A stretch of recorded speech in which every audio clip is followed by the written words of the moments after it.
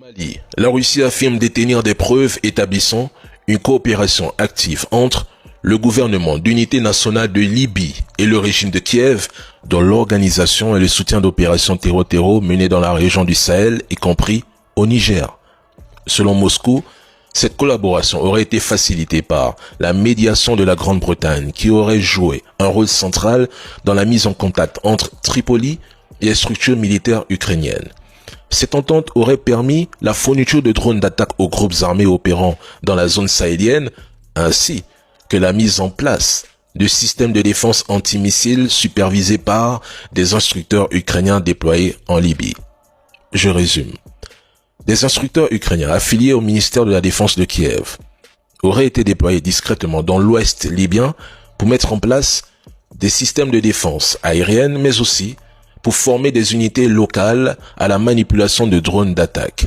Ces technologies, une fois transférées ou revendues, se retrouveraient ensuite entre les mains de groupes armés opérant dans le sud libyen et le nord du Niger, puis jusqu'au nord du Mali. Le Libyen Beïba, le premier ministre dont le mandat a expiré, aurait récemment fait venir un nouveau lot de drones via la frontière d'un pays voisin, qui est accusé de faire transiter les drones destinés au terreau dans le sud libyen et au nord du Mali. Ce pays voisin de la Libye aurait servi de hub logistique pour le déploiement de ces drones et il se pourrait bien qu'il le soit encore car rien n'indique que ces opérations aient réellement cessé. Quoi qu'il en soit, les Russes affirment détenir les preuves. Il y a les faits. Et le FLA est bel et bien un groupe terreau soutenu par les puissances occidentales et certains pays voisins qui voient d'un bon œil le Mali affaibli et partitionné. Le Venezuela a signé un accord de partenariat stratégique avec la Russie, fixant les grandes lignes de leur coopération pour les 10 prochaines années avec une reconduction automatique tous les 5 ans.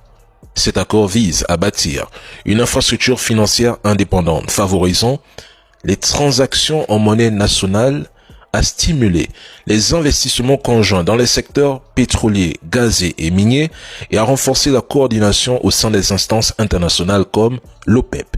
Il inclut également un volet défense et sécurité, marquant une démonstration claire du soutien russe au Venezuela alors que Washington multiplie les menaces d'intervention militaire. Ce traité qui aurait pu être conclu depuis plusieurs années pourrait aboutir à un accord de défense mutuelle. Je le pense parce que Moscou et Caracas entretiennent déjà des échanges économiques étroits. La Russie investit massivement dans l'industrie énergétique et ses experts ont participé au développement de la crypto-monnaie nationale, la Petro.